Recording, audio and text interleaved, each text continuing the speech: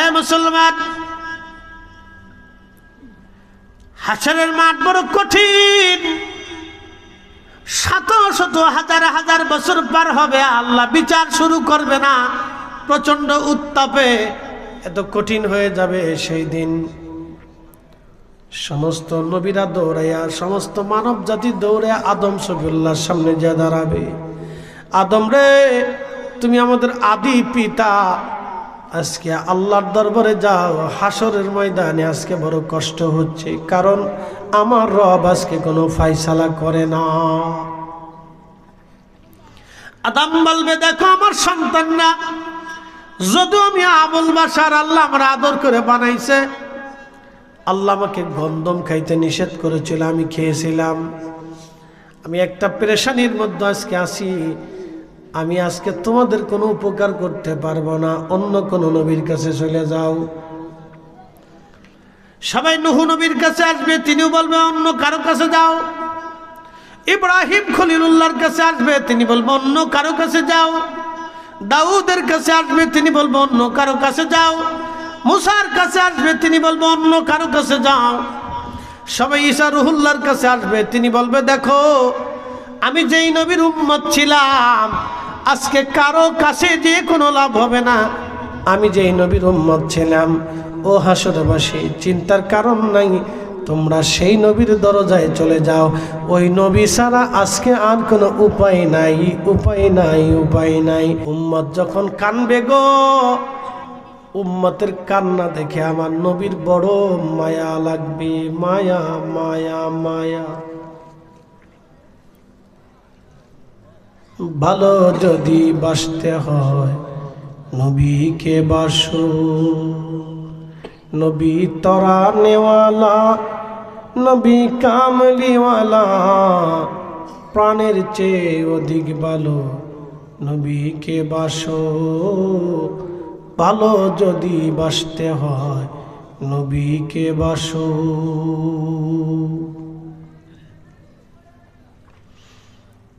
এ বাহুবলবাসী, সবাই সেই দিন রসুলের সামনে দাঁড়ায় দাঁড়ায় কানবে। আল্লাহ নবী বলবেন, উম্মত কেন কাঁদো? বলি ইয়া রাসূলুল্লাহ, আল্লাহ বিচার শুরু করে না, কাহার হইয়াছে আমার রব, রাগান্বিত। সৃষ্টির প্রতি আল্লাহ রাগ গুসমা হয়ে আছে। সমস্ত ফেরেশতারা সিজদার মধ্যে পড়ে থরথর করে কাঁপতেছে। ইয়া রাসূলুল্লাহ, আমরা পেরেশানির মধ্যে আছি। সূর্যের উত্তাপে কলিজা শুকায় গেছে, জিহ্বা বের হয়ে গেছে। হাসরের ময়দান আর সহ্য হয় না। নবী গো, আপনি দয়া করে আমাদের জন্য একটা ব্যবস্থা করেন। আল্লাহ নবী বলবেন, হ্যাঁ ঠিক, আজকেই আমি তোমাদের জন্য আল্লাহর দরবারে যাচ্ছি। এই কাজের জন্য আমি উপযুক্ত। আল্লাহর নবী দৌড়াইয়া আরশে মুআল্লার সামনে যাইয়া আল্লাহর কুদরতি কদমে সেজদার মধ্যে পড়ে যাবে। কুদরতি কদমে সেজদার মধ্যে পড়ে যায়। আল্লাহ নবী ডাক দেবে, ইয়া রাব হাবলি উম্মতি, ইয়া রাব হাবলি উম্মতি। আল্লাহ ডাক দেবে, বন্ধু মাথা উঠান, আপনি কানবেন না হাবিব আমার, আপনি কেন কান্দেন? তখন নবী বলবে, ইয়া রাব হাবলি উম্মতি, ইয়া রাব হাবলি উম্মতি। আল্লাহ আমার উম্মত গুনাহ করে ফেলছে, অপরাধ করে ফেলেছে, অন্যায় করে ফেলেছে। আল্লাহ ডাক দেবে, বন্ধু মাথা উঠান, আপনার উম্মত নিয়ে আপনি আগে জান্নাতে চলে যান। একসাথে জোরে বলা যাবে আল্লাহু আকবার। একসাথে বলে সুবহানাল্লাহ। নবীর ইশকে যার দিল ভাই, এ ভুবনে কাঁদে না।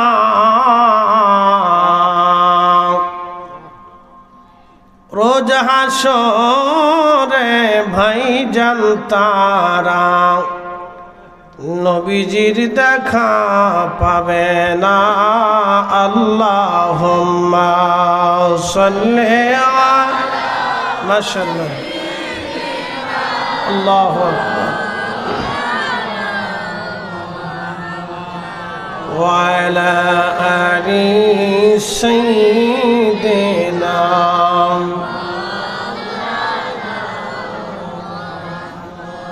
বাড়ি বাড়ি করর মন এ বাড়ি ঘর তোমার না যেই বাড়িতে শুইবারে মন কবর তাহার ঠিকানা আল্লাহুম্মা আহা মাশাআল্লাহ আল্লাহু আকবার ওয়া আলা আলি সাইয়্যিদিনা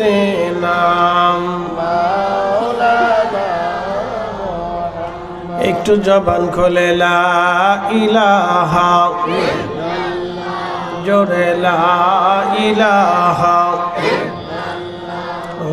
লা ইলাহা হাসবি রাব্বি জাল্লাল্লাহ মা ফি কলবি গায়রুল আহানুর মুহাম্মদ বলি নূর মুহাম্মদ পড়ি লা ইলাহা ইল্লাল্লাহ লা ইলাহা ইল্লাল্লাহ লা ইলাহা লা ইলাহা ইল্লাল্লাহ মুহাম্মাদুর রাসূলুল্লাহ সাল্লাল্লাহু আলাইহি ওয়াসাল্লাম। ফতেপুর আলাপুর গাউসুল আজম রাহিমাহুল্লাহ সুন্নি যুব সংঘের উদ্যোগে 14তম বার্ষিক সুন্নি মহাসম্মেলনের সম্মানিত সভাপতি জনাব তোফাজ্জল হক রাহিন সাহেব, সহ সভাপতি জনাব মাওলানা ইব্রাহিম খলিল সাহেব, মাওলানা রোমান রেজা আশিকি সাহেব এবং প্রধান মেহমান মাওলানা আনোয়ার হোসেন সালি সাহেব, উদ্বোধক আলহাজ হাফেজ কাজী জুবাইর আহমদ সাহেব, আজকের সম্মানিত অতিথিবৃন্দ, এলাকাবাসী, সম্মানিত আলোচকবৃন্দ, জনাব হযরত আল্লামা মুফতি বদরুর রেজা সেলিম সাহেব, মাওলানা আব্দুস সত্তার নুরি সাহেব এবং জনাব হযরত মাওলানা মুবাশশির উদ্দিন কাদরি সাহেব সহ সকল উলামায়ে আহলে সুন্নাত,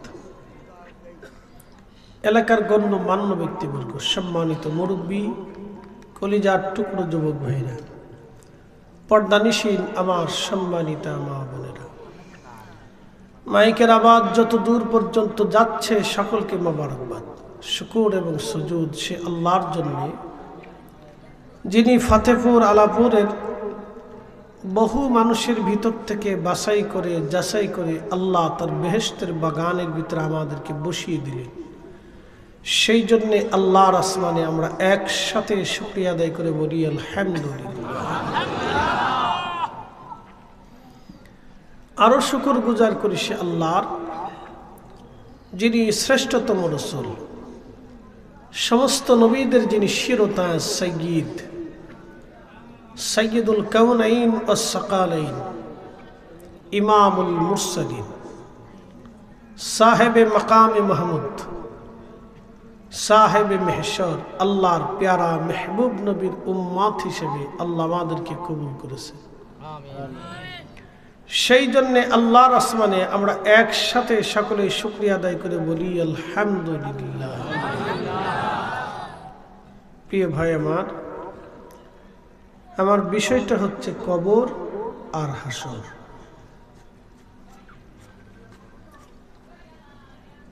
কবি কাজী নজরুল ইসলাম একটা ছন্দ লিখেছিলেন, আল্লাহতে পরিপূর্ণ ঈমান কোথা আসে মুসলমান, আল্লাহতে পরিপূর্ণ ঈমান কোথা আসে মুসলমান। হাজিরিন, আমাদের জীবনের সবচেয়ে চিরন্তন সত্য হচ্ছে মৃত্যু, মরতেই হবে। পৃথিবীর আদিকাল থেকে সৃষ্টির সূচনা থেকে অদ্যাবধি পর্যন্ত আল্লাহর কোটি কোটি সৃষ্টির মৃত্যুর স্বাদ আস্বাদন করতে হয়েছে। কুল্লু নাফস, আল্লাহ বলছেন এমন কোন জীবন নাই যায়িকাতুল মউত, তাকে মৃত্যুর স্বাদ আস্বাদন করতে না হবে। আমার দিকে তাকাবেন, আমার এখানে বেশিরভাগ বাচ্চারা বসা, ওরা কবর হাসর এত বুঝে না। ওরা বুঝে হুজুর দুটো গজল গাবে, একটু জিকির করাবে, আর একটু আমরা হাসাইব, এটা বুঝে। কবর হাসর বোঝার জন্য একটু বয়সের দরকার, ছেলে পেলে বুঝবে কিনা জানি না, তারপরে খুব মনোযোগ দিন। কবর আমাদের অবশ্যই যেতে হবে, মৃত্যু আমাদের জীবনে অবশ্যই আসবে, এখান থেকে পালানোর কোনো সুযোগ নেই। ওমা তাদরি নাফসুম বিআইয়ি আরদিন তামুত, মানুষ কোথায়, কোন জায়গায়, কোন অবস্থায়, কিভাবে মারা যাবে আল্লাহ ছাড়া কেউ। বর্তমান যেখানে ফিলিস্তিনের যুদ্ধ হচ্ছে, এই গাজার আগে নাম ছিল আসকালান। এই অঞ্চলে পৃথিবীর অন্যতম শ্রেষ্ঠ বাদশাহ, যাকে আল্লাহ পৃথিবীর বাদশাহ বানিয়েছিলেন, মানুষ এবং জিন দুইটা জাতির বাদশাহ ছিলেন তিনি। সুলাইমান আলাইহিস সালাতু ওয়াস সালাম, তিনার রাজ দরবার, রাজধানী ছিল এই অঞ্চলটা, যেখানে আজকে যুদ্ধ হচ্ছে প্রতিনিয়ত। এই ফিলিস্তিনের মানুষরা সুলাইমান আলাইহিস সালাম থেকে শুরু করে এইখানে 70,000 নবী আলাইহিমুস সালাম আসছেন। ফিলিস্তিনের আদিবাসী যারা, তারা মূলত কোনো না কোনো নবীর বংশের সন্তান। বর্তমান প্যালেস্টাইন যারা, তারা কোনো না কোনো নবীর বংশের সন্তান। এই জন্য আপনি ওখানে কোনো বেহায়াপনা বেশি পাবেন না, বেপর্দা সহজে পাবেন না, উচ্ছৃঙ্খল বিশৃঙ্খল বেয়াদব আজেরে বাজেরে হারামি সারাবি খারাবি নাপাকি এগুলো খুব কম পাবেন। ৭৫ বছর ধরে একটা জাতি নিরস্ত্রহীনভাবে একটা অস্ত্র সম্পন্ন শক্তিশালী পশ্চিমা বিশ্বের মদত পুষ্টত ইসরায়েলের বিরুদ্ধে তারা যুদ্ধ করে যাচ্ছে। প্রতিদিন তারা শহীদ হয়, কিন্তু মাথা নত করে না। আর আমাদের দেশের ছেলেপেলেদের কথা বলে লাভ নেই, ও দাঁড়ায় পেশাব করে। কথা বুঝেন নাই? দাঁড়াইয়া পেশাব করে। মোটর সাইকেল পাইলে বাপ চিনে না, মুরব্বী চিনে না, চাচা চিনে না, খালু চিনে না, উস্তাদ চিনে না, কিচ্ছু চিনে না। ও দেশের যুবকরা যুদ্ধ করে, শহীদ হয়, কিন্তু মাথা নত করে না। কারণ 70,000 নবী আলাইহিমুস সালাম ওই জমিনে আসছিলেন। একসাথে বলবেন আল্লাহু আকবার। ওই ভূখণ্ডকে কেন্দ্র করে সুলাইমান আলাইহিস সালামের বিরাট বড় রাজ আলিশান প্রাসাদ ছিল। একদিন তিনি প্রাসাদের মধ্যে বসে আছেন। ইমাম আহমদ ইবনে হাম্বল কিতাবুজ জুহুদের মধ্যে লিখতেছেন, আজরাইল আলাইহিস সালাতু ওয়াস সালাম এসে এক যুবকের দিকে তীক্ষ্ণ নজরে তাকিয়ে আছে।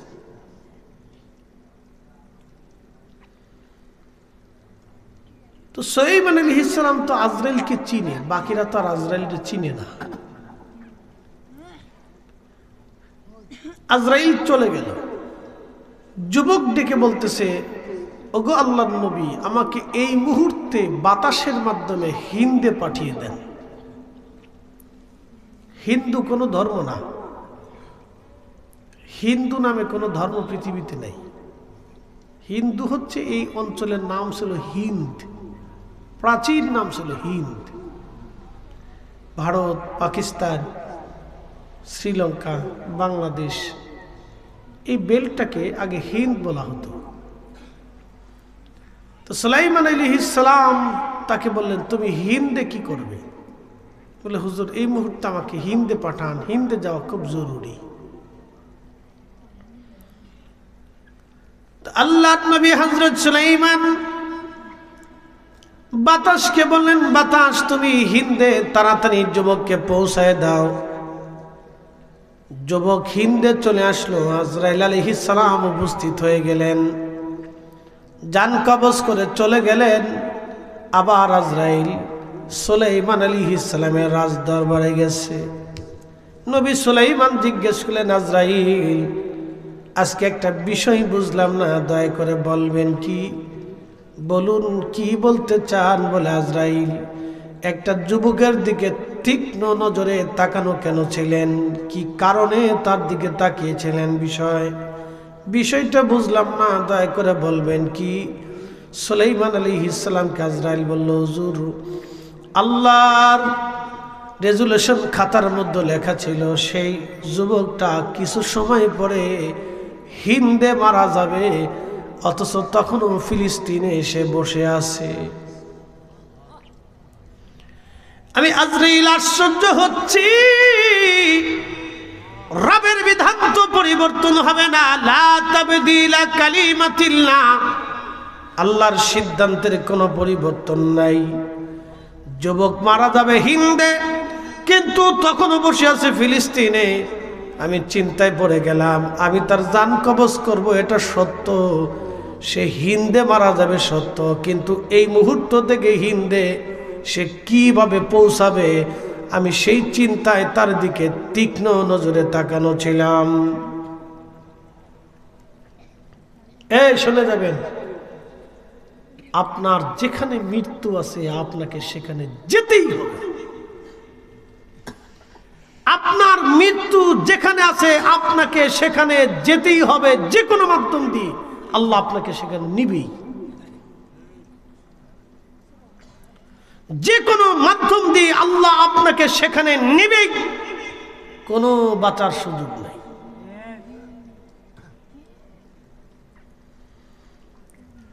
বাহুবলবাসী মনোযোগ দিবেন। সাইয়েদুনা সুলাইমান আলাইহিস সালামকে জিবরাইল আজরাইল বলতেছে, হুজুর আপনি তাকে বাতাসের মাধ্যমে হিন্দে পাঠাবেন। এই বিষয়টা আমি জানতাম না, কারণ এই বিষয়টা আল্লাহর কুদরতের মধ্যে ছিল বিদায় আমার জানার বাহিরে। হুজুর আপনি তাকে হিন্দে পাঠানোর পরে আমি তার জান কবজ করলাম। জান কবজ করে আমি তাকে আল্লাহর দরবারে পৌঁছাইয়া আপনার রাজ দরবার আবার আসলাম আপনার সাথে কথা বলার জন্য। কোরআন আল্লাহ বললেন, ওয়া তাদরি নাফসুম বিআইয়ি আরদিন তামুত, মানুষ কোথায় কোন জায়গায় কোন হালতে মারা যাবে আমার রব আল্লাহ ছাড়া কেউ জানে না। একবার জোরে বলা যাবে কি আল্লাহু আকবার। কখনো তোমাকে যদি ভুলি, হেদায়েতের আলো জেলে নিয় কাছে তুলি, ঠাই দিও প্রিয়তম অগমহিয়ান, তুমি রহমান তুমি মেহেরবান। অন্ধ গাহে না শুধু তোমারি গুণগান, অন্ধ গাহে না শুধু তোমারি গুণগান, বুঝে বুঝে না তবু শান, তুমি রহমান তুমি মেহেরবান।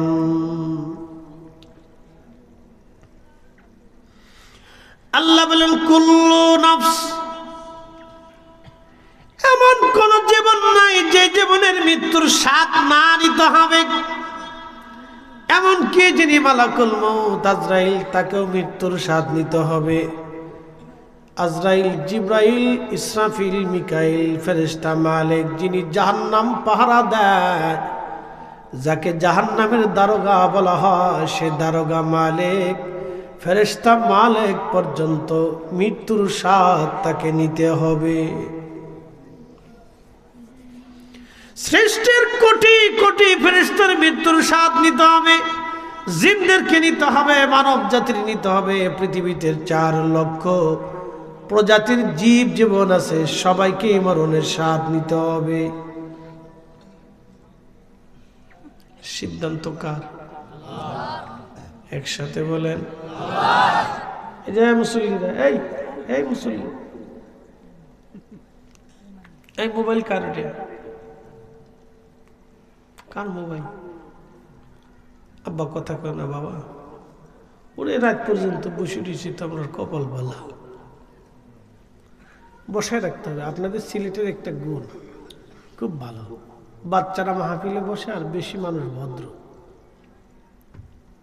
অন্য জায়গায় গেলে মাহফিলে বেডি থাকে 3 গুণ, আর লটকা ফটকা আজরে বাজরে জন্ডিস ফন্ডিস সব মার্কেট দিয়ে ঘুরে, বেডি বুডি সেরা সেরি এক লোকে ঘুরে। মনে হয় যে কি মাহফিলে আইসি না এটা যাত্রা গানে আইসি, বুঝার কায়দা নেই। হ্যাঁ, কথা সত্য। সেদিন রংপুরে গেছি ভাই, মানুষ এসে যে আপনারা যারা বসে রয়েছেন এর অন্তত 100 গুণ বেশি হবে, 100 গুণ খালি মানুষই হয়েছে। হুজুর মহিলা হয়েছে 3 ভাগ। আমি রাস্তা দিয়ে যাওয়ার সময় দুনিয়ার বেডিরা বুরকা পরা বুরকা ছাড়া সব মার্কেট করতেছে। বাহ, খুব মার্কেট দিচ্ছে একবারে, বুঝতে পারছেন? এদের ও আজও শোনে, চটপটও কিনে, লটপটও কিনে, মার্কেট মার্কেটও কিনে, লিপস্টিকও কিনে, ও আজও শোনে। শয়তানে কয় চাচি নানি খালি খালা, কোনো চিন্তার কারণ নাই। তুমি আইসো আর শুনেও যাও, লিপস্টিক কিনেও যাও।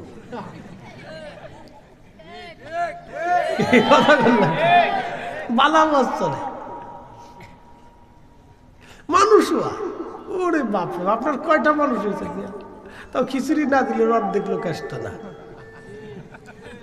এই কি কথা বলে এবার? ঠিক আছে, উচিত কথায় বয় বাজার, গরম ভাতে বিলাই বাজার, ডাল ভাতে কুটুম বাজার।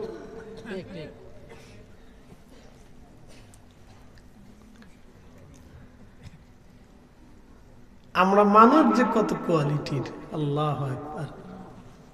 মানুষ মরে গেছে, কবরের কাছে নিয়ে মানুষ বসে বসে হাসে, গল্প করে। আপনার বন্ধু মরে গেছে, কবরটা দিয়ে এসে ফুট করে বিড়িটা টান দিয়ে বাইর করে ঠুক করে মেজর কেটে ধরে দিয়ে, অথচ আধা ঘন্টা আগে কবর দিছে, আধা ঘন্টা পরে বিড়ি টানতেছে। কাহারে দোস্ত খুব ভালো আছে, আমার বিড়ি খাওয়াইতে প্রত্যেক দিন। কি কথা কর না কাকা, দোস্ত খুব ভালো আছিল, আমার খুব বিড়ি খাওয়াইতো।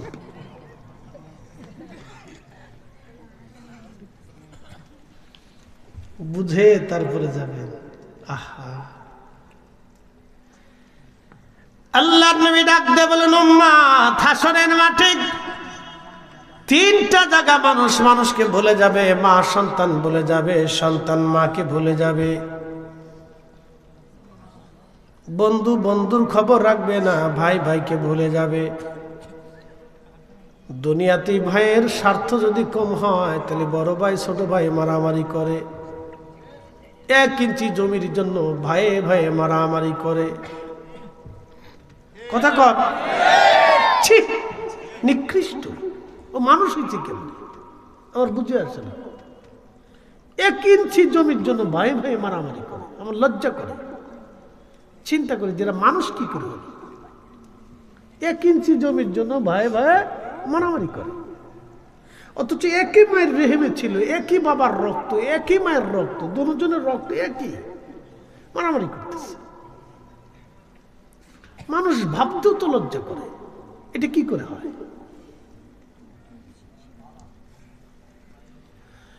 এ বাহুবলবাসী মনোযোগ দিবেন। প্রিয় নবীজি বদরের প্রান্তরে যুদ্ধ করতে যাবে। যেহেতু আমার সাবজেক্ট এটা না, কিন্তু বোঝানোর জন্য যাচ্ছি, ডোন্ট মাইন্ড। আমি আমার মূল আলোচনায় চলে আসব। আল্লাহর নবী সাহাবীদেরকে বললেন, সাহাবীরা রে, আমার চাচা আব্বাসকে ওরা জোর করে যুদ্ধে নিয়ে আসতেছে রে। সাহাবীরা, তোমরা যদি আমার চাচাকে পাও, তাহলে আমার চাচারে মেরে ফেলো না, আমার চাচারে হত্যা করো না, আমার চাচারে আমার কাছে নিয়ে আসবা। একসাথে বলবেন আল্লাহু আকবার। চাচা যদি বলেন কি, চাচার প্রতি রাসূলের মায়া দেখছেন? ওয়া ইন্নাকা লাআলা খুলুকিন আযীম। এইজন্য আল্লাহ বলেন, হুজুর আপনি মহান চরিত্রের অধিকারী, আপনার মতো চরিত্র সৃষ্টিতে কারণ নাই, কখনো হবে না। আপনার মতো চরিত্র আর কেউ নাই। মাইয়ুতি'র রাসূলা ফাকাদ আতা আল্লাহ।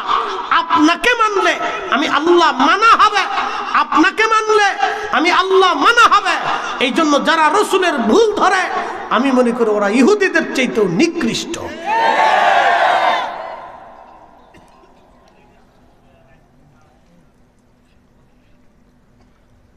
প্রিয় বাহুবলবাসী মনোযোগ দিবেন।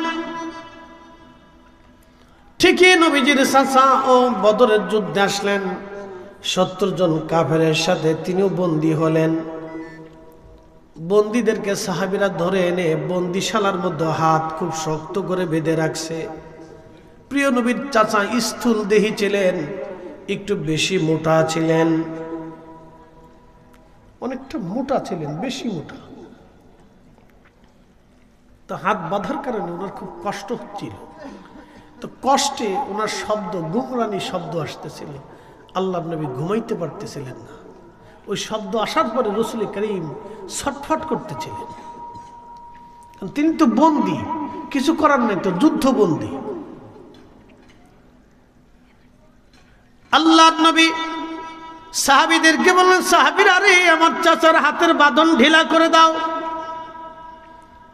প্রিয় নবীজি চাচার হাতের বাঁধন সাহাবীরা ঢিলা করে দেওয়ার পরে গুমরানি বন্ধ হয়ে গেল। গুমরানি বন্ধ হওয়ার পরক্ষণেই নবীজি বললেন, সাহাবীরা রে, আমার চাচার হাতের বাঁধন খুলে দিলাম, বাকি 69 জন কাফেরের হাতের বাঁধনও তোমরা ঢিলা করে দাও, কারণ তারও কষ্ট হচ্ছে। একসাথে বলা যাবে কি আল্লাহু আকবার। পৃথিবীতে যুদ্ধবন্দীদের সাথে এরকম সুন্দর আচরণ পৃথিবীতে কেউ কোনোদিন করে নাই। আপনি বুঝতে পারছেন? যুদ্ধবন্দী বুঝতে পারছেন? ওর মাথার থেকে পা পর্যন্ত শরীরের কিছু রাখা হয় না। ও বেঁচে থাকে, কোন রকম বেঁচে থাকে। ওর মাথার থেকে পা পর্যন্ত কিছু থাকে না, ওর কিছু রাখে না। এ মুসলমান, খুব মনোযোগ দিবেন। আল্লাহ নবী সমস্ত কাফেরের বাঁধনগুলি খুলে দিলেন।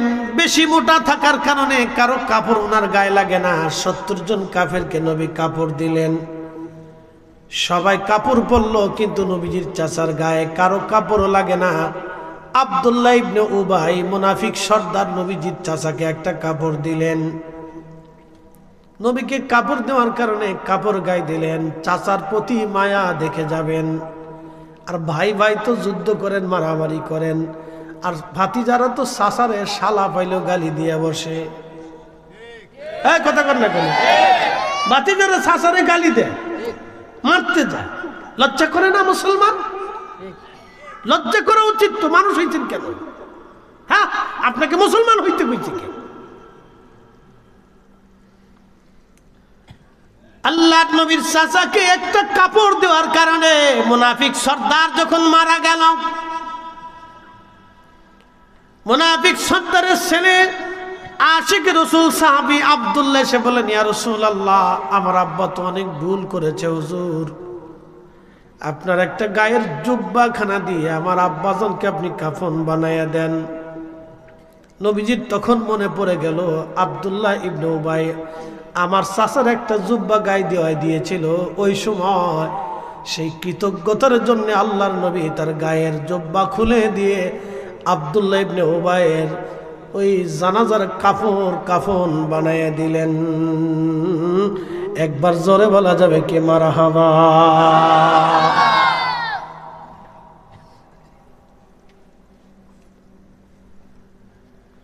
হাজিরিন, 1 ইঞ্চি মাটির জন্য ভাই ভাই মারামারি করি আমরা। সামান্য বিষয় নিয়ে ভাই ভাই দ্বন্দ্ব করি, মারামারি করি, কাটাকাটি করি, লাঠালাঠি করি, পিটাপিটি করি। অথচ আপনি মানুষ, আপনি রহমতুল লিল আলামিন নবীর উম্মত। একটু বুঝে যাবেন বাবাজি, বুঝে যাবেন। আজ সামান্য বিষয় নিয়ে আমরা মারামারি করি, খুন খারাপি করি। আল্লাহ আল্লাহ আল্লাহ আমাদেরকে হেদায়েত করুন। সকলে আওয়াজ তুলে বলেন আমিন। প্রিয় নবী বললেন, হাসরের ময়দানে সবাই যখন ভুলে যাবে তিন জায়গা, মা সন্তান বলবে, সন্তান মা বলে যাবে, বাবা সন্তান বলবে, সন্তান বাবা বলে যাবে, ভাই ভাইকে বলে যাবে, আত্মীয় স্বজন সবাইকে বলে যাবে। সাহাবীরা রে, প্রথম জায়গা হলো যখন মিজানের পাল্লা মাপা হবে, কার নেকি কম গুনাহ বেশি, কার গুনাহ কম নেকি বেশি, ওজন শুরু হয়ে যাবে। তখন সবাই মিজানের পাল্লার পাশে দাঁড়ায়া মিজানের পাল্লার দিকে তাকায়া খুব পেরেশান হয়ে যাবে, চিন্তায় পড়ে যাবে, না জানি গুনার পাল্লা যদি ভারী হয় মহা সর্বনাশ হয়ে যাবে। আল্লাহ নবী ডাকতে বলেন, সাহাবী উম্মত শুনে রাখো, আমি নবী ওই সময় মিজানের পাল্লার পাশে দাঁড়ায় থাকবো। আমার একটা উম্মত যাতে জাহান্নামে না যায়, গুনাহের পাল্লা যাতে ভারী না হয়, আমি নবী মিজানের পাল্লার পাশে দাঁড়ায় দাঁড়ায় আমার উম্মতের গুনাহ আর নেকি পাহারা দিতে থাকবো। একবার জোরে বলা যাবে কি ইয়া রাসূলুল্লাহ?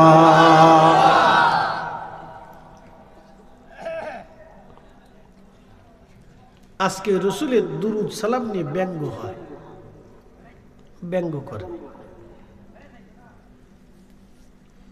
মানুষের বিবেকের মধ্যে কুত্তায় পেশাব করছে, তা ঠিক আছে না? বিবেকে কুকুরে পেশাব করছে। বলে হুজুর কেমনে বললেন? আল্লাহুম্মা সাল্লি আলা সাইয়্যিদিনা মাওলানা মুহাম্মদ সাল্লাল্লাহু আলাইহি ওয়াসাল্লাম। এই আমার দিকে তাকান, শব্দগুলি কি আমাদের না মদিনার? জোরে বলে, শব্দগুলি কি আমরা বানাইছি না মদিনা থেকে আসছে? মদিনার থেকে আসছে। আল্লাহুম্মা আমাদের বানানো শব্দ না, সাল্লি আলা সাইয়্যিদিনা মাওলানা মুহাম্মদ ও আলা আলে সাইয়্যিদিনা মাওলানা মুহাম্মদ আমাদের বানানো শব্দ না, তো মদিনার থেকে আসছে।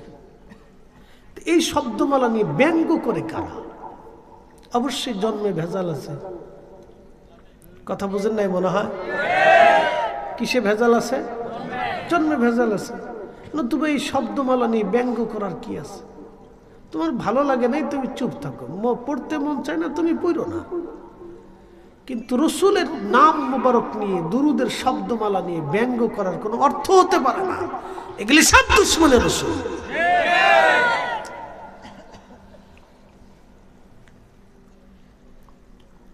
প্রিয় বাহুবলবাসী, মনোযোগ দিয়ে শুনে যাবেন। আজ আল্লাহ বলেন, হাবিব উম্মতকে বলে দেন, কুল ইন্নাল মাউতাল্লাযী তাফিরুনা মিনহু ফাইন্নাহু মুলাকীকুম। উম্মত মৃত্যু থেকে পালায়, মরণ থেকে পালায়, মরণ থেকে পালায়, মরণ থেকে পালায়। বাংলাদেশের ডাক্তার যদি ভালো না লাগে ইন্ডিয়াতে চিকিৎসার জন্য যায়, সেখানে ভালো না লাগলে সিঙ্গাপুরে যায়, সেখানে ভালো না লাগলে আমেরিকার ভালো ডাক্তার দেখানোর জন্য যায়। আচ্ছা আপনারা বলেন তো, পৃথিবীর সবচেয়ে বড় ডাক্তার দেখানোর পরেও কি সে চিরদিন বেঁচে থাকে? যে ডাক্তার চিকিৎসা করে সে কি বেঁচে থাকে? যে হার্ট বিশেষজ্ঞ ডাক্তার, সে নিজেই হার্টে আক্রান্ত হয়ে মরে যায়। কি কথা কন দেখেন? যে ক্যান্সার বিশেষজ্ঞ সে নিজেই ক্যান্সার আক্রান্ত হয়ে মরে যায়। আল্লাহর সিদ্ধান্ত। সিদ্ধান্ত কার? একসাথে বলেন, কার? আল্লাহ। আল্লাহ বলছেন, হুজুর উম্মত শুধু মৃত্যু থেকে পালায় পালায় পালায়, মৃত্যু থেকে বাঁচার চেষ্টা করে, খালি মৃত্যু থেকে বাঁচতে চেষ্টা করে। হুজুর বলে দেন, ফাইন্নাহু মুলাকীকুম, এই মৃত্যু তার সাথে মোলাকাত করবে। আজ পর্যন্ত কেউ বাঁচতে পারছে? একসাথে বলেন, পারছে? পারে নাই।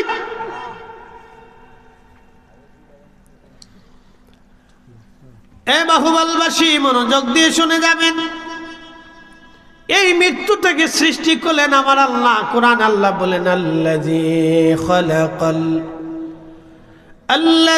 খালাকাল মাউতা ওয়াল হায়াতা লিয়াবলুয়াকুম আইয়ুকুম আহসানু আমালা।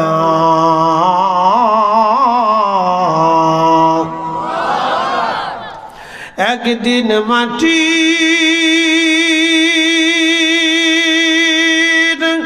ভিতরে হবে ঘরে মন আমার কেন বান্ধ দালান ঘর। বুঝতে কি কোনো অসুবিধা? ভাষাগত সমস্যা নাই তো? বুঝেন, আমার যে বিষয় দিয়েছেন এটাতেও ওয়াজ করতে হবে, বাহিরে যাওয়ার আর সুযোগ টুযোগ নাই। এই জন্য এদিকে ঢুকছি তো ওই দিক তো চলে যাওয়াই লাগবে। আজ আমার দিকে তাকান, আমার বয়স 40। 45 বছর আগে পৃথিবীতে আমার কোনো অস্তিত্ব ছিল? নাম ছিল? পরিচয় ছিল? কিছু ছিল? কিচ্ছু ছিল না। ঠিক আমরা এখানে যারা বসে আছি 100 বছর পরে এই মাটির উপরে আমাদের কোনো জায়গা থাকবে? আমরা সবাই কোথায় যাব? মাটির নিচে। ইউনিভার্সাল ট্রুথ, চিরন্তন সত্য। আমরা বুঝেও না বুঝার বান্দরি। আমরা জানি যে ওই মাটির নিচে চলে যাবে, তারপরে ওই মাটি নিয়ে পারাপারি করি। কত ভাই আছে এদেশে বনের জমি বুঝাই দেয় না, ফরে লুইস ফরে লুইস ফরে লুইস। কত ভাই আছে বনের ধমক দিয়ে বুঝাই দেয় চলে যা পরে নিস, বনের জমি দেয় না। ভাই মরে গেছে এতিম ভাতিজা ভাগ্নের জমি বুঝাই দেয় না। এদেশে বহু ভাই আছে, বহু মুসলমান আছে, বহু চাচা আছে। তুমি চাচা হলে কেন? তুমি মুসলমান হইলে কেন? তুমি মানুষ হইলে কেন যে তোমার ভাতিজার জমি বুঝাই দাও না, তোমার বোনের জমি বুঝাই দাও না? আবার টুপি মাথায় দিয়ে মসজিদের প্রথম কাতারে দাঁড়ায় নামাজ পড়ো, শয়তানে হাসে আর কয় বাপ রে বাপ, এটা আমার চেয়ে বড় সিটার।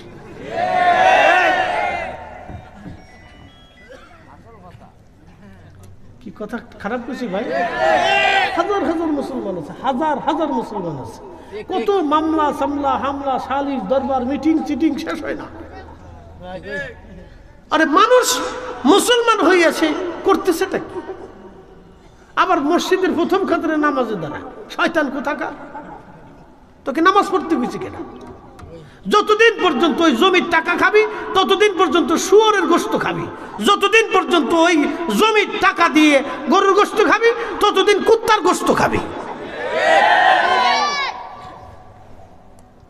উচিত কথা বললে তো বেজার হয়ে যাবেন যে হুজুরে কে তার লেগে ওয়াজ আনছি।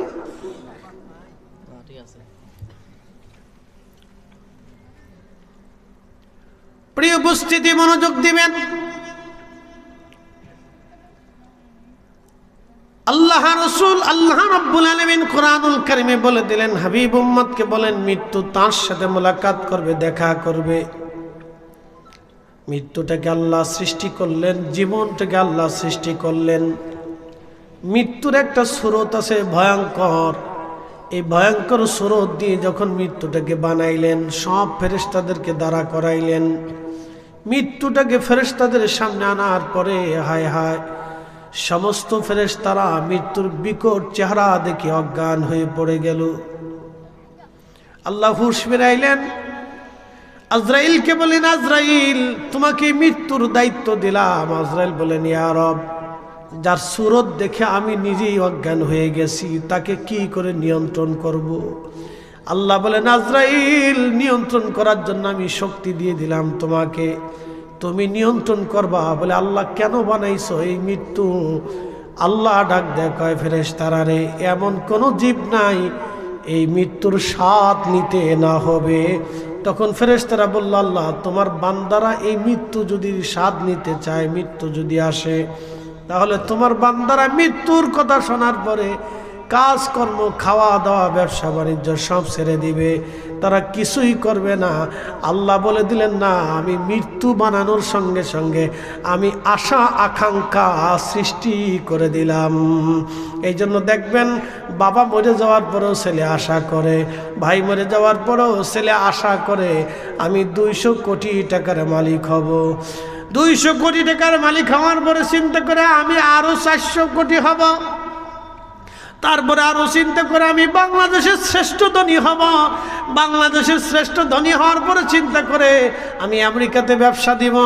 এরপরে আমেরিকাতে ব্যবসা দেওয়ার পরে চিন্তা করে আমি ইউরোপে দিব। ইউরোপে ব্যবসা দেওয়ার পরে আমি চিন্তা করে আমি সারা পৃথিবীর সবচেয়ে বড় বেশি ধনী হব।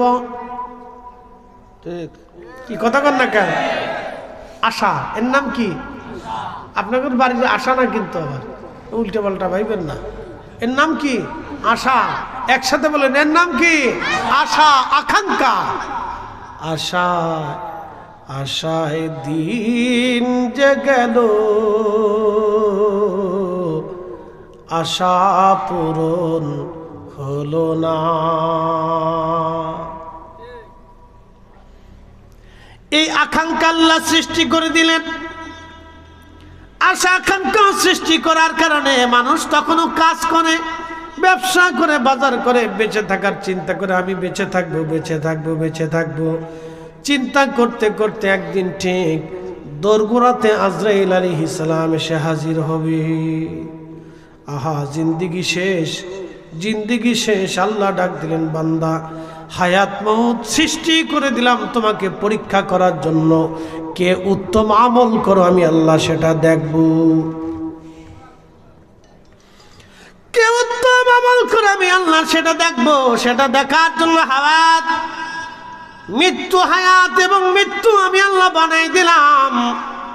হাবিব উম্মতকে বলে দেন, সুম্মা তুরাদ্দুনা ইলা আলিমিল গায়বি ওয়াশ শাহাদাত। বাজানো, মৃত্যুর সময় যখন চলে আসে তখন মালাকুল মউত চলে আসে। আহা, তখন তার সমস্ত ফেরেশতারা তার কাছে আসে। তার পানির ফেরেশতা এসে বলল, হে বান্দা, তামাম দুনিয়াতে ঘুরে ঘুরে দেখলাম তোমার জন্য কোনো পানি বরাদ্দ নাই, আমি চললাম, তোমার সঙ্গে আর দেখা হবে না। রিজিকের ফেরেশতা সে বলল, হে বান্দা, তামাম দুনিয়া ঘুরে ঘুরে দেখলাম তোমার জন্য কোনো রিজিক নাই, বিদায় নিলাম, তোমার সঙ্গে আর দেখা হবে না। এইভাবে তার নিয়ন্ত্রণে যতগুলি ফেরেশতা আল্লাহ দিলেন, সব ফেরেশতা এসে এসে বিদায় নিয়ে চলে যায়। ও বাহুবলবাসী মনোযোগ দিয়ে শুনে যাবেন। সব ফেরেশতা এইভাবে চলে যাওয়ার পরে মালাকুল মউত আসলো। যদি বান্দা নেককার হয় তাহলে মালাকুল মউত নরম চেহারা নিয়ে আসে, আর বান্দা যদি গুনাহগার হয়, নাফরমান হয়, মালাকুল মউত বিকট চেহারা নিয়ে আসমান জমিন বরাবর দেহ আকৃতি নিয়ে মালাকুল মউত আসতে থাকে। তখন এই মালাকুল মউত দেখার পরে বান্দা হতভম্ব হয়ে যায়, চোখ উল্টি উল্টে আসতে চায়, তখন সে পাগল পারা হয়ে যায়। এই রুহুটা দেহর ভিতর থেকে পা থেকে মাথা পর্যন্ত সব জায়গায় রুহুটা দৌড়াইতে থাকে, পালানোর চেষ্টা করতে থাকে। কোথায় গেলে রুহু পালাবে, শুধু পালানোর চেষ্টা করে। কিন্তু রুহুটাকে আজরাইল আলাইহিস সালাম কবজ করে বলে, হে খবিস রুহু, বের হয়ে আয়, তোকে নিয়ে যাব আল্লাহর দরবারে। তোকে আল্লাহ পাঠিয়েছিল দুনিয়াতে গোলামি করার জন্যে, তুই আল্লাহর গোলামি বাদ দিয়া শয়তানের গোলামি করছো, আজকে তোরে নিয়ে যাব রব্বে কারিমের দরবারে। তখন এই রুহুটা বের হইতে চায় না। আজরাইল আলাইহিস সালাম রুহুটাকে জোর করে টেনে হিঁচড়ে বের করে নিয়ে আসে। আল্লাহর নবী বললেন, এই কঠিন সময়ে একটা উটকে যদি জিন্দা হালতে তার চামড়া ছাড়ানো হয়, জিন্দা হালতে তার চামড়া ছাড়াইলে এই উটের যত ব্যথা লাগবে, যন্ত্রণা হবে, এই উটের আবার চামড়া হবে, আবার চামড়া ছেড়ানো হবে, আবার চামড়া হবে, আবার জীবন্ত চামড়া ছিলানো হবে, আবার চামড়া হবে, আবার জীবন্ত চামড়া ছাড়ানো হবে। নবীজি বললেন, একবার না, দুইবার না, 100 বার চামড়া ছিলাইলে যে কষ্ট হবে একটা উটের। নাফরমানের মৃত্যুর সময় রুহু যখন আজরাইল টেনে হিঁচড়ে দেহ থেকে বের করে নিতে যাবে, তখন ওই ব্যক্তি 100টা উট, একটা উটকে 100 বার চামড়া ছিলাইলে জিন্দা হালতে যেমন ব্যথা পায়, নাফরমানের মৃত্যুর সময় ওই রকম যন্ত্রণা হতে থাকে, যন্ত্রণা হতে থাকে।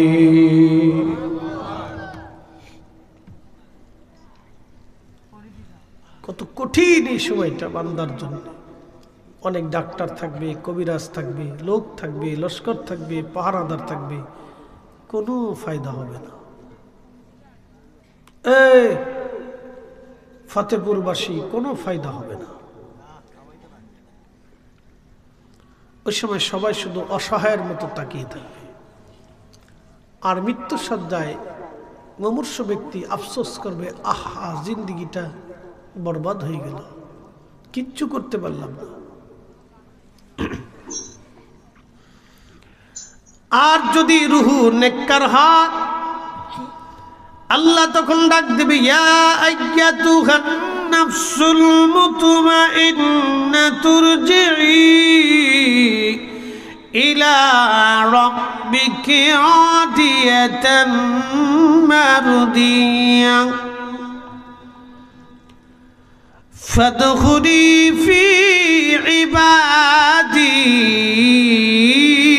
ওয়াদখুলি জান্নাতি।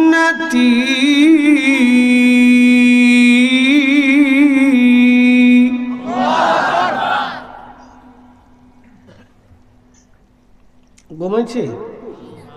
ঠিক আছে, মুসল্লি বালা ঘুমাসে নাই। হেফস খানার না ওরা? হেফস খানায় পড়ো? হেফস খানায় ওদের অনেক কষ্ট। 10টার সময় ঘুমোতে চলে যায়, আবার তাহাজ্জুদের পর ফজরের 1 ঘন্টা আগে উঠে কোরআন হাতে নিয়ে পড়তে থাকে। এরপরে সকাল 9:30 পর্যন্ত 9টা পর্যন্ত পড়ে, নাস্তা টাস্তা করে ঘুমাইতে যায়। 12:30টায় উঠে গোসল করে আবার কোরআন হাতে নেয়, আসর পর্যন্ত পড়ে। আসর থেকে মাগরিব একটু খেলাধুলার টাইম, এই সময় ও যদ্দূর পরে তুফান উড়ায়, তুফান তুফান তুফান উড়াইব। তখন একটা লুঙ্গি টান দিব, একটার মাথা তুলব, একটা দাঁড়ায় পেশাব করব, একটা বইয়ে করব, নানান সমস্যা। তখন মানুষ অনেকে বুঝে না, মাদ্রাসার গুলোবান খুব দুষ্ট, বালা না মিয়া। 24টা ঘন্টার ভিতরে ও মাত্র 1.5 ঘন্টা সময় পাইছে। ওই সময় খেলাধুলা না করলে তো অসুস্থ হয়ে যাবে, পাগল হয়ে যাবে। কি কথা কন না কেন? ও পাগল হয়ে যাবে। আমার মাদ্রাসায় বলছে, একবার মাদ্রাসা যদি ভেঙ্গেও ফেলায় তাও কিছু বলা যাবে না, ওই সময় খেলতে হবে। ও তুফান আকারে খেলো, কোনো অসুবিধা নেই। ওই সময় খেলাধুলা না করলে অসুস্থ হয়ে পড়বে, স্নায়ু নষ্ট হয়ে যাবে, পাগল হয়ে যেতে পারে। এই জন্য বাচ্চারা খেলাধুলা করলে নিষেধ করবেন না, খেলতে থাকুক। খেলাধুলা করা ভালো, দৌড়াদৌড়ি পারাপারি খেলাধুলা করতে থাকুক, নিষেধ নেই, কোনো নিষেধ নেই, নিষেধ করবেন না, ও খেলতে থাকুক। যত খেলাধুলা করবে তত ভালো থাকবে, শরীর সুস্থ থাকবে, ব্রেন ভালো হবে। তো মনোযোগ দিয়ে যেখানে রাখছিলাম, ইয়া আইয়াতুহান নাফসুল মুতমাইন্না, হে প্রশান্ত আত্মা, তুমি বের হয়ে আসো। তুমি আমি আল্লাহর আইন মানছো, নামাজ মানছো, রোজা মানছো, জিকির মানছো, ফিকির মানছো, দুরুদ মানছো, হালাল মানছো, হারাম ছাড়ছো, রাসূলের সুন্নাহ মানছো, আমি আল্লাহর বিধান মানছো, তোমার আর চিন্তা নেই, তুমি বের হয়ে আসো। ইরজিই ইলা রাব্বিকি রাদিয়াতাম মারদিয়া, তুমি আল্লাহর সন্তুষ্টির দিকে চলে আসো। আসো, ফাদখুলি ফি ইবাদি ওয়াদখুলি জান্নাতি, তুমি জান্নাতে চলে আসো। একসাথে বলা যাবে না আল্লাহু আকবার? আমাদের দেশে যারা সুদ খায়, এটা বেমারি আত্মা। কি কথা বল না কেন? যেটা ঘুষ খায়, এটা বেমারি আত্মা। এটা কি বেমারি? আপনাদের সিলেটের ভাষায় বলে কি? বেমারি। জোরে বলেন কি? যেটা জমি বুঝাই দেন, ওটা বেমারি আত্মা, ওটা বেমারি, অসুস্থ, ওটা রোগা রোগা। কথা বুঝাইতে পারছি ঠিক? এটা রুগী রুগী, এটা পাবনা লয়ে চিকিৎসা করাইতে মেন্টাল হসপিটালে, এটা অসুস্থ। এ বন্ধু, যে নেশা করে বেমারি আত্মা, যে তার পিতা মাতার সাথে নাফরমানি করে ও বেমারি আত্মা, যে রাসূল কারীমের শানে দুশমনি করে ও বেমারি আত্মা। কি কথা কন না কেন? এটা কি বেমারি, অসুস্থ। তাহলে আপনি চিন্তা করে দেখবেন যে বাংলাদেশে বহু অসুস্থ মানুষ আছে। বেমারি। আল্লাহর কোরআন বলতেছে ইয়া আইয়াতুহান নাফসুল মুতমাইন্না, হে প্রশান্ত আত্মা, তুমি আমি আল্লাহর আইন সব মেনে এসেছো, তুমি চলে আসো আমি আল্লাহর সন্তুষ্টির দিকে। আমি আল্লাহ তোমার উপরে রাজি আছি। আর যেটা বেমারি আত্মা, অসুস্থ আত্মা, দেখবেন আমাদের দেশের কিছু মহিলারা আছে পান খায়, পান খেয়ে খেয়ে গ্রাম ঘুরে ঘুরে বেড়ায়, এই পাড়া ওই পাড়া, সেই পাড়া এই পাড়া, ঘুরতে ঘুরতে সলিমের বাড়ি গেছে। সলিমের মারে ডাক দেখে, সলিমের মা কি করো? বলে সলিমের মাকে আমি রান্না করতেছি। কেন? সলিমের বউ অসুস্থ, একটু শুয়ে আছে। কি ফুলা বিয়ে করেছো কি রান্না করে খাওয়ানোর লাগে? ফিন মারছে না? এটা কুটনা পেটি, এটা অসুস্থ আত্মা। কি কথা কন না কেন? এগুলি অসুস্থ। আল্লাহ এগুলির অসুস্থ বলেছে, বেমারি আত্মা। আর যারা মানুষের উপকার করে, সুন্দর পরামর্শ দেয়, সুবুদ্ধি দেয়, মানুষের ভালো পথ দেখায়, শুধু উপদেশ দেয়। ওয়ালতাকুম মিনকুম ইয়াদউনা ইলাল খায়রি ওয়া ইয়ামুরুনা বিল মারুফি ওয়া ইয়ানহাউনা আনিল মুনকার। আরে একটার ভিতরে আরেকটা ঢুকাই না, ফেস লাগবে। বন্ধু খুব মনোযোগ দিবেন। আল্লাহ বলে দিলেন, হ্যাঁ আমার বান্দারা, তোমরা মানুষদেরকে ভালো কাজের দাওয়াত দিবা, খারাপ কাজ থেকে তোমরা ফেরাবা। যারা ভালো কাজের কথা বলে, যারা আমল করে, আমলের কথা বলে, তারা সুস্থ আত্মা। আর যারা খারাপ কাজ থেকে মানুষদেরকে ফেরায়, তারাও সুস্থ আত্মা। যারা খারাপ কাজ করে, তারাও অসুস্থ আত্মা। সবাইকে আল্লাহর কাছে চলে যেতে হবে। সুম্মা তুরাদ্দুনা ইলা আলিমিল গায়বি ওয়াশ শাহাদাত, আমরা ফিরে যাব আল্লাহর কাছে। একসাথে বলেন, কার কাছে? জোরে বলেন, কার কাছে? ওয়া ইন্না ইলাইহি রাজিউন, ফিরে যাব কার কাছে? আল্লাহর কাছে। আমাদের দেশে যারা হিন্দু আছে, সনাতন ধর্মের, তারা বলে আবার আসিব ফিরে ধানসিঁড়িটির তীরে নবান্নে এ বাংলায়, হয়তো শালিকের বেশে।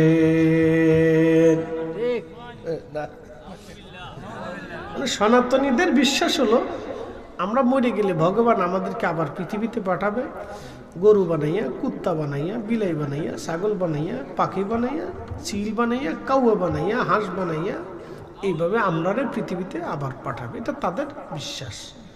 কিন্তু আমাদের বিশ্বাসে আজ পর্যন্ত কেউ কি ফিরে আইছে না? দেখা সাক্ষাৎ হয়েছে না? দু একবার আইসেনি? আসার সুযোগ আছে? নেই।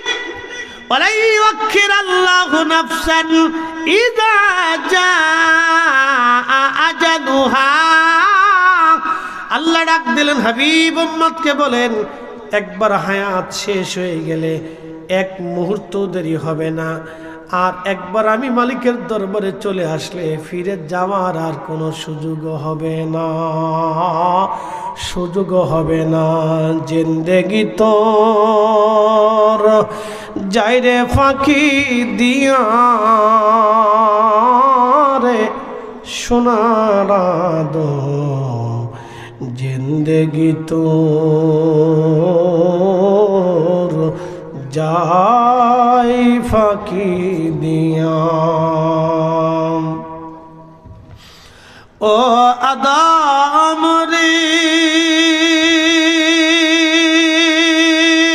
কামিনের ওই কোলেতে কাল ঘুমেতে রইলি তুই, সারা নিশি কাটাইলি তুই ঘুমাইয়া ঘুমাইয়া রে সোনারা দো জিন্দেগি তোর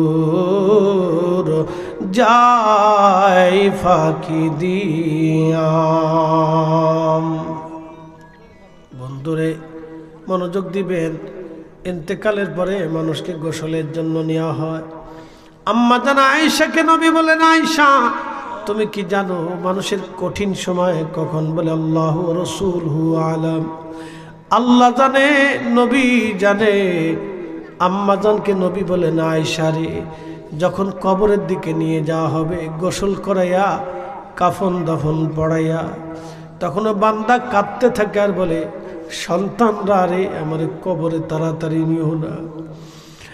এই তো আমি তোমাদের জন্য কত পরিশ্রম করেছি, এত তাড়াতাড়ি বিদায় দিচ্ছ।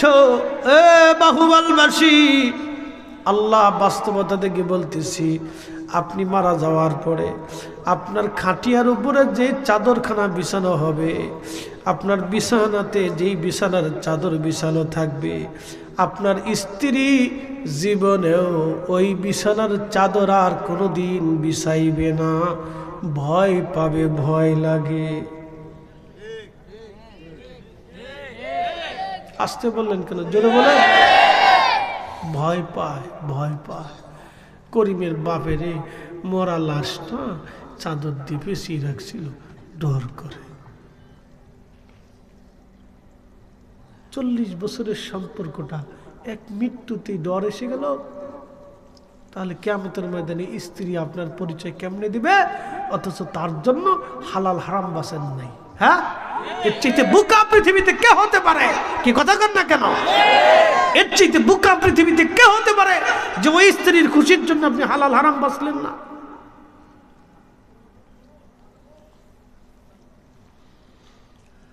এ বাহুবলবাসী, মনোযোগ দিয়ে শুনে যাবেন আজ। আহারে বাবারে, খাটিয়ার থেকে ঘরের ভিতর থেকে দ্রুত গতিতে ঘর থেকে বের করে নামানো হবে মাত্র 5 মিনিটের ব্যবধান। হায় হায়, বাবা যে ঘরের মধ্যে মারা গেছে, ওই ঘরের মধ্যে ছেলে ঘুমাইতে চায় না, ডর করে বাবা এখানে মারা গেছে। ছেলেটাও আজ ভয় পায়, বাবা এই ঘরের মধ্যে, এই রুমের মধ্যে বাবা মারা গেছে। বন্ধু, যে সন্তানের জন্য শীতকে শীত মনে করেন নাই, গ্রীষ্মকে গ্রীষ্ম মনে করেন নাই, রোদকে রোদ মনে করেন নাই, বৃষ্টিকে বৃষ্টি মনে করেন নাই, এই সন্তান আজ আপনার রুমের ভিতরে ঘুমাইতে চায় না, কারণ এই রুমে আব্বা মারা গেছে। বন্ধুরে, এটাই বাস্তবতা থেকে বলতেছি। নবী বলেন, আয়েশা রে, যখন কবরে নেওয়া হয়, কবর খনন করে কবরের মধ্যে নামানো হয়, তখন এই রূহ কাঁদতে থাকে, বুঝি আমার সাথে মানুষগুলি যাবে। যখন সময় কবর থেকে উঠে মাঠগুলি উপরে দিয়ে মাটিগুলি ঢেকে দেয়, তখন রূহ কাঁদে, আহা আমার আপন কেউ নাই রে, আমার আপন কেউ নাই, আপন কেউ নাই, উপায় নাই রে,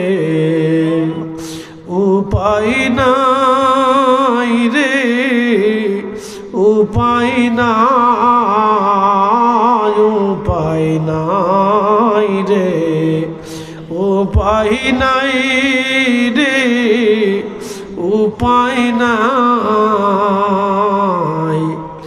দয়াল নবীর কদম বিনে উপায় নাই। প্রিয় নবী বললেন, কবরের মধ্যে রাখিয়া তোমরা তোমার ভাইকে কবরের মধ্যে রেখে চলে আসবা না রে সাহাবীরা, ইস্তাগফিরু লিআখিকুম, কবরের পাশে দাঁড়ায় যাবা। একটা উট কুরবানি করার পরে চামড়া ছিলাইয়া গোশত বানাইয়া মানুষের মধ্যে বন্টন করে দিতে যে সময়ের দরকার হয়, এই সময় পর্যন্ত তোমার ভাইয়ের কবরের পাশে দাঁড়াইয়া তার জন্য তুমি ইস্তিগফার করো, কেননা কিছু সময় পরেই মুনকার নাকির আসবে প্রশ্ন করার জন্য। ফতেপুরবাসী, আমার দেশে অনেক মুসলমান মাঝে মধ্যে কবর দিতে গেলে দেখি কয় তাড়াতাড়ি কবরতে চলে যান, চলে যান, সরে যান, এখানে আর থাকার দরকার নাই, কবর থেকে চলে যান, মুনকার নাকির আসবে। আমার প্রশ্ন, মুনকার নাকিরের জন্য তুমি পাগল হইলা কেন? কি কথা কর না কেন? এটা মুনকার নাকির লিখে পাগল হয়েছে, চলে যান, চলে যান, মুনকার নাকির আইব, এটা মুনকার নাকির লিখে পাগল হয়ে গেছে। আল্লাহ নবী বলেন, সাহাবী ইস্তাগফিরু লিআখিকুম, কবরের পাশে দাঁড়িয়ে তোমার ভাইয়ের জন্য ইস্তিগফার করো। কেন? কিছু সময় পরে মুনকার নাকির আসবে, প্রশ্ন করবে, তার প্রশ্নটা যেন সহজ হয়ে যায়। আল্লাহ যাতে সহজ করে দেয় এই জন্য দোয়া করো, দোয়া করো, দোয়া করো। কোন সাহাবীকে কবরে নামানোর আগে নবীজি ওই সাহাবীর ঋণ কি পরিমাণে আছে এই ঋণ মওকুফ করার চেষ্টা করে। মনোযোগ দেন, কোন সাহাবী মারা গেলে আল্লাহর নবী কবরে পাঠানোর আগে তার ঋণ কি কি পরিমাণে ঋণ আছে, কোথায় কোথায় সে দেনা আছে, এই দেনাগুলি খুঁজে খুঁজে বের করে নবীজি ওই যারা পাওনাদার ছিল তাদেরকে ডেকে এনে মাফ করাইতেন।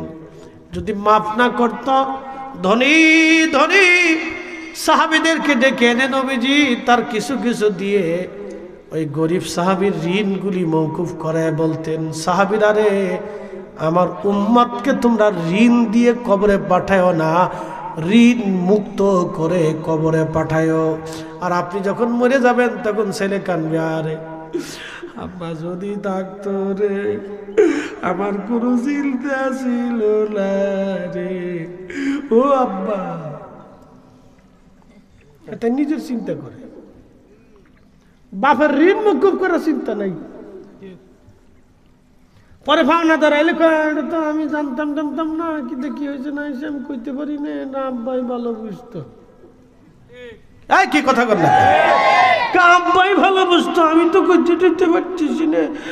বড় ছেলে কয় মেজোর কাছে যান, মেজো কয় ছোটর কাছে যান, ছোট কয় মার কাছে যান, মাই কয় গুলাগের কাছে যান।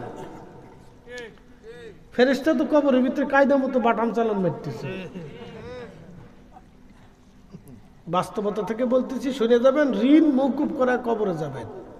যারা ঋণ আছেন আগে ঋণ সেরে যাবেন, নাহলে ওসিয়ত করে যাবেন। যা সাতটা সেটা বলে দিয়ে যাচ্ছি। সন্তানের চিন্তা করার দরকার নেই, দোকানে বাকি খাইছেন, জমি বেশি হইলে দিয়ে বুঝাই দিয়ে তারপর কবরে যায়। কথা কর না কেন? যা আসল সেটা বলতেছি, আসল ধর্মের কথা বলে দিতেছি। ও মেয়ের চিন্তা করতে হবে না, জমি বিক্রি করে ঋণ মওকুফ করে দিয়ে চলে যাবেন। ও ছেলে জমিতে থাক না থাক ওই চিন্তা আপনার নাই।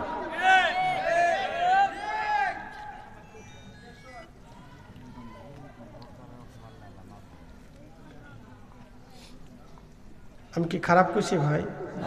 বাঁচার জন্য বলছি। প্রিয় বন্ধু, বড় ছেলে মেজোর কাছে যান, মেজো কয় আমি তো জানতি না, ছোটোর কাছে যান, ছোটো কয় আমি তো ছোটো মানুষ, বড় ভাইয়ের কাছে যান, বড় ভাই শেষে কয় আম্মার কাছে যান, মা কয় আমি তো জানতাম না, ছেলেদের কাছে যান। হাই হাই হাই, কি অবস্থা! অথচ সে কবরের ভিতরে বাটাম চালের কাছে, হে বেডি কান্দে, ওরে জরিনার বাপ, তুমি থাকলে আমার আর কোনো চিন্তা ছিল না, এত বলা পারলে আমি কেমনে কি করবো, কান্দতেছে। হাতে নিজের চিন্তা কান্দে। স্বামী যে কোথায় ঋণ আছে, জরিমানা আছে, কিচ্ছু আছে কিনা এটার খোঁজ খবর নেই, কোনো খোঁজ নেই।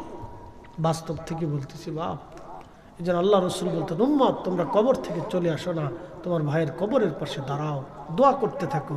আর আমার দেশের একদল আছে দোয়া বন্ধই করে ফেলাইছে, দোয়া বন্ধ করে দিচ্ছে, ও শেষ করে দিচ্ছে, ও নিজেও শেষ, ও আরো 10 জনকে শেষ করছে।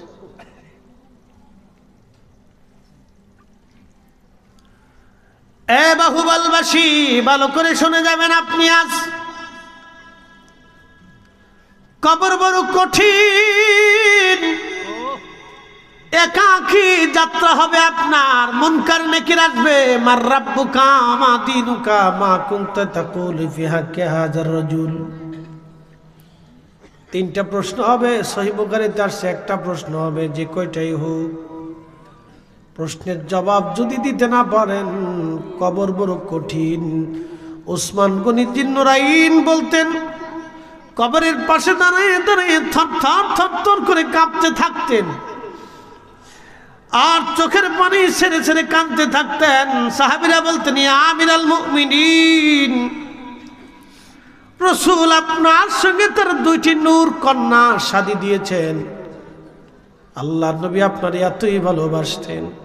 নবী বলতেন, আমার যদি আরো কন্যা থাকতো তাহলে আমি আমার উসমানের সাথে কন্যাগুলি বিয়ে দিয়ে দিতাম।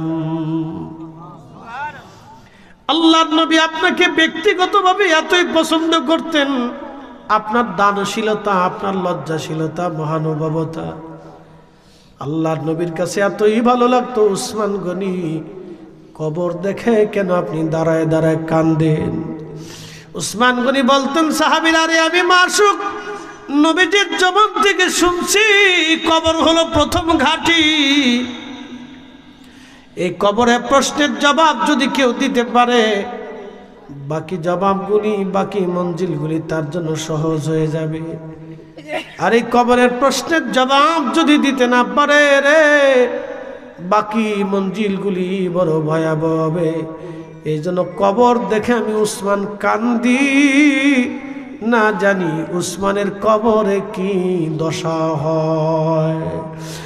একদিন মাটির ভিতরে হবে ঘর রে, মন আমার কেন বান্ধ দালান ঘর।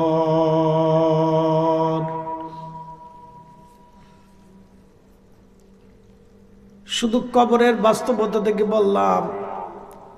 এখানে অনেক সন্তান আছে, যদি জিজ্ঞেস করি ভাই কতবার মায়ের কবরের পাশে দাঁড়ান, অনেকে বলবে হুজুর সময় হয় না।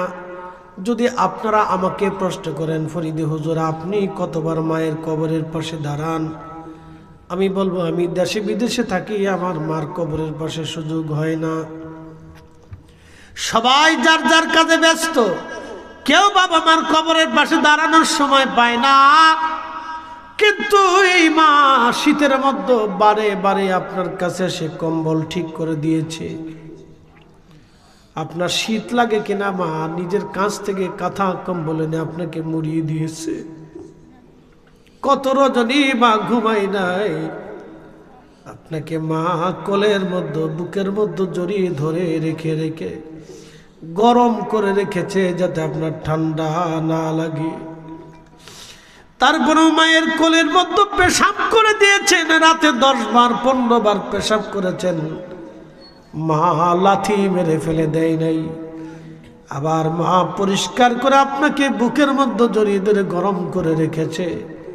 সেই মাছ কবর দেশে চলে গেল সন্তান, ভুললি মার কবরের পাশে দাঁড়ানোর আজ তোমার সময় হাতে হয় না।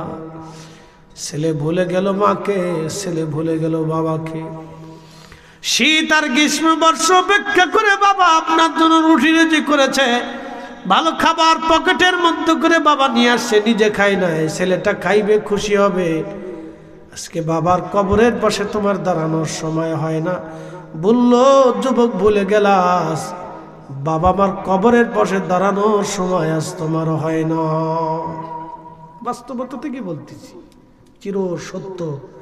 এই জন্য কবর বড় কঠিন জায়গা, আপনাকে প্রস্তুতি নিয়ে যেতে হবে, প্রস্তুতি নিয়ে যাবেন। ঋণ রেখে যাবেন না, হারাম খাবেন না। মনে রাখবেন, একজন ব্যক্তি হারাম উপার্জন করে 36,000 বছর যদি বেঁচে থাকে, যাহা ইবাদত করবে একটা ইবাদত কবুল হবে না। আর একজন হালাল রুজি করবে 36,000 বছর পরেও একবারও যদি আল্লাহকে আল্লাহ বলে ডাক দেয় তো সেটা কবুল হবে। শুধু এতটুকু তফাৎ বুঝে যাবেন, এটা আসমান জমিন তফাৎ। এই জন্য হারাম খাবেন না, অন্যের সম্পদ মারবেন না, একবারে ফ্রেশ হয়ে কবরে চলে যাবেন।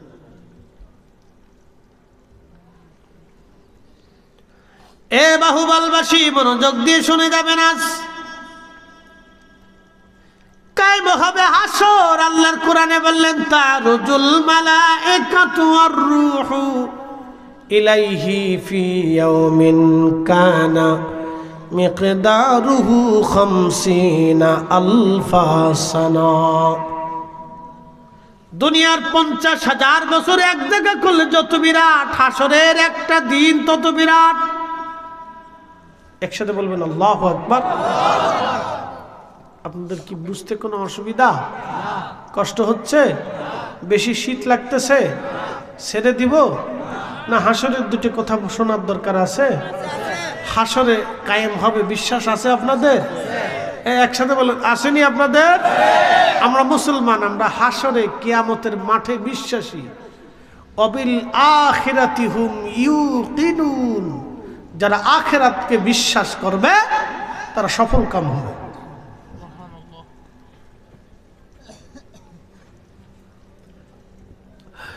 বাহুবলবাসী মনোযোগ দিয়ে শুনিয়া যাবেন। 1 সেকেন্ড করে 60 সেকেন্ডে 1 মিনিট, 1 মিনিট করে 60 মিনিটে 1 ঘন্টা, 1 ঘন্টা করে 24 ঘন্টায় দিন ও রাত, 24 ঘন্টার দিন ও রাতে 365 দিনে একটা বছর হবে। এই এক বছর করে 50,000 বছর এক জায়গা করলে যত বড় হবে, হাসরের একটা দিন হবে তত বড়। সূর্য থাকবে 1.5 থেকে 2 মাইল উপরে। বর্তমান পৃথিবীতে যে সূর্য আপনি দেখেন, এই সূর্যটা 200 কোটি ডিগ্রি সেলসিয়াস তাপমাত্রা। এই সূর্যটা হাসরের ময়দানে আরো 70 গুণ বেশি কিরণ দিতে থাকবে। মানুষের শরীরের চামড়া হবে মোটা মোটা, স্থূল দেহ হবে। সেই দিন ঘাম বেরিয়ে বেরিয়ে বেরিয়ে বেরিয়ে হাসরের মাঠ ঘামে ভরে যাবে। হাউজে কাউসারের পানি ছাড়া আর কোনো পানি সেই দিন থাকবে না। পানির তৃষ্ণায় মানুষের জিহ্বা বের হয়ে কুকুরের জিহ্বার মতো ঝুলতে থাকবে। মানুষ পাগল পাগল হয়ে যাবে, উন্মাদ উন্মাদ হয়ে যাবে, বলবে ইয়া রাব্বি, আর সহ্য হয় না গো আল্লাহ, হয় আমাদেরকে জাহান্নামে পাঠায় দেন, না হয় হাসর থেকে আমাদেরকে মুক্তি দিয়ে দেন।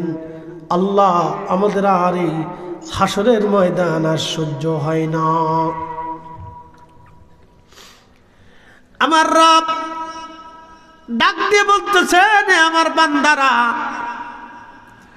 ওই হাসরের ময়দানের আমি বিচারপতি হব সেই দিন। মালিক ইয়াউমিদ্দিন, বিচার দিনের মালিক হবে আমার আল্লাহ।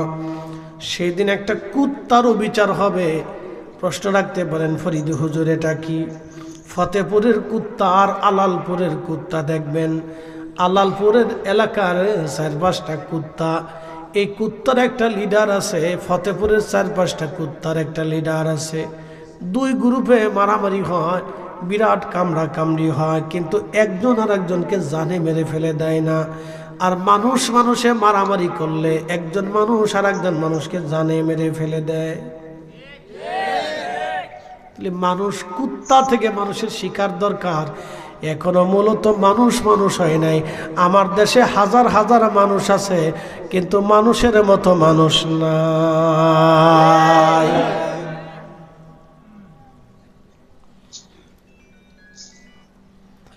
এ বাহুবলবাসী মনোযোগ দিয়ে শুনিয়া যান। হাসরের ময়দানে কুত্তার বিচার হবে। এই ফতেপুরের কুত্তা আলালপুরের কুত্তার বিরুদ্ধে বিচার দিবে। রাব্বি, ওই আলাপুরের কুত্তা আমারে কামড়াইছিল, আল্লাহ বিচার চাই। দুনিয়ার আদালতে আমাদের কোনো আদালত ছিল না, মাতুব্বার সর্দার ছিল না, কোনো বিচার হয় নাই। আল্লাহ, তুমি মালিক ইয়াউমিদ্দিন, আজকে বিচার করো। আল্লাহ, আমার কেন কামড়াইছিল? সেই দিন আল্লাহ ওই কুত্তাকে ডেকে বলবেন, হে কুত্তা, তোমার যেইভাবে কামড়াইছিল তুমি আজকে তারে সেইভাবে কামড়ায় দাও। যখন কামড়ানো শেষ হবে তখন 2 কুত্তাকে আমার আল্লাহ মাটি বানায় দেবে। গরু গরু মারামারি করছিল, ওইভাবে গরুকে বলবে তোমার যেইভাবে গুতাইছিল তুমি ওইভাবে গুতায় দাও। বিড়াল বিড়াল মারামারি করছিল, বিড়ালকে বলবে তোমার যেইভাবে মারছিল তুমি ওইভাবে মেরে দাও। এইভাবে সমস্ত প্রাণীদের বিচার হয়ে যাবে। প্রাণীকুলের বিচার হওয়ার পরে আল্লাহ সবাইকে মাটি বানাবে। আর নাফরমান সেই দিন গোশত কামড়ায় কামড়ায় টেনে টেনে টেনে টেনে ছেড়ে ফেলবে আর বলবে, আল্লাহ, আমরা কেন মানুষ হলাম? আমরা কেন কুত্তা হলাম না? আমরা কেন বিড়াল হলাম না? আমরা কেন গরু হলাম না? আল্লাহ, কেন মানুষ হলাম? আল্লাহ, কেন মানুষ হলাম? আজকে যদি কুত্তা হতাম তাহলে আজকের হাসরের ময়দানের আসামি হওয়া লাগতো না। আমরা কেন মানুষ হলাম রে?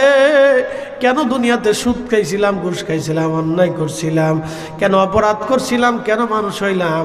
তখন গোশতরে কামড়ায় কামড়ায় টেনে টেনে টেনে টেনে ছিঁড়ে ফেলবে।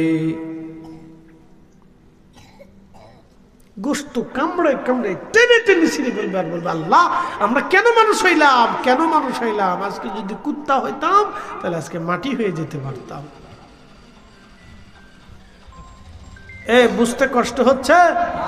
হাসরের মাঠের চিত্র শোনাইতেছি। হাসরের মাঠ কায়েম হবে এই দুনিয়াতে যেইভাবে দেখছেন, হাসরের মাঠ আপনাকে ওইভাবেই দেখতে হবে। এই দুনিয়ার মাঠে সূর্য যেমন দেখেছেন, হাসরের মাঠে সূর্য এরকমই দেখা লাগবে।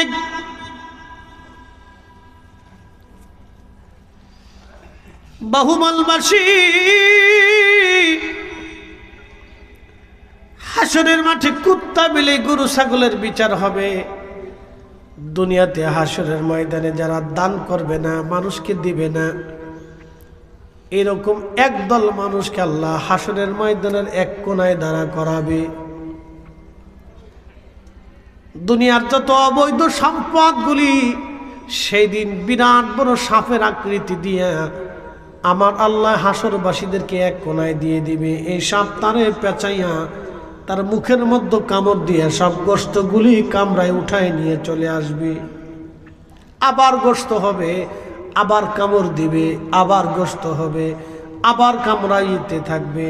নবী বলেন সাপের বিষ এত কঠিন, একবার কামড় দিলে 40 বছর পর্যন্ত ওই সাপের বিষের ক্রিয়া শরীরের মধ্যে ব্যথা করতে থাকবে।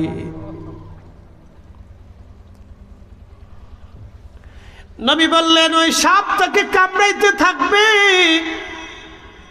কত সময় কামড়াবে জানুনি? হাসরের মাঠ কায়েম হবে, মানব জাতির হিসাব হবে, জিন জাতির হিসাব হবে, ফেরেশতার হিসাব হবে, পশু পাখির হিসাব হবে। তাহলে বুঝতেই পারতেছেন কত হাজার বছর পার হবে। তারপরে ওই যে দুনিয়াতে যারা অর্থ সম্পদ অন্যায়ভাবে উপার্জন করেছিল, আল্লাহ তাদেরকে ডাক দিবে। তত হাজার হাজার বছরে সাপে কামড়াইয়া ওর বাটাম সালান দিয়া একবারে দফা ঠান্ডা করে দেবে। কথা কন না কেন? ততদিনে হাজার হাজার বছর সাপে কামড়াইতে কামড়াইতে ওর জীবনের তেজপাতা বানাই ফেলবে একবারে।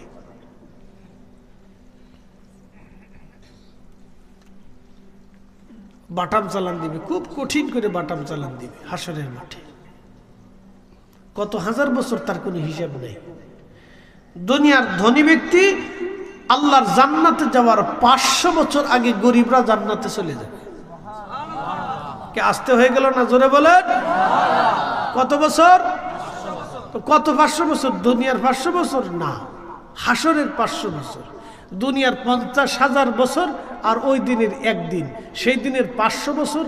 তাহলে দুনিয়ার 50,000 বছরে গুণ টুন দিয়ে বুঝে সুঝে কালকে হিসাব করে দেখবেন যে বান্দা জান্নাতে যায় খাইয়ে দেয়, ঘুমাই টুমাই বউ নিয়ে ঘুরে গেলে কত হাজার বছর পার হয়ে যাওয়ার পরে তখন গরিবরা জিমাইতে, ধনীরা জিমাইতে জিমাইতে যাইব। একসাথে বলবেন আল্লাহু আকবার। তাহলে গরিব বানাইয়া আল্লাহ কি আপনারে কষ্ট দিছে? গরিব বানাইছে আল্লাহ আপনাকে বেহেশত তাড়াতাড়ি নেওয়ার লাগিয়া। একসাথে বলবেন আল্লাহু আকবার। গরিব আল্লাহ বানাইছে আপনাকে তাড়াতাড়ি বেহেশত নেওয়ার লাগিয়া। একসাথে জোরে বলেন আলহামদুলিল্লাহ।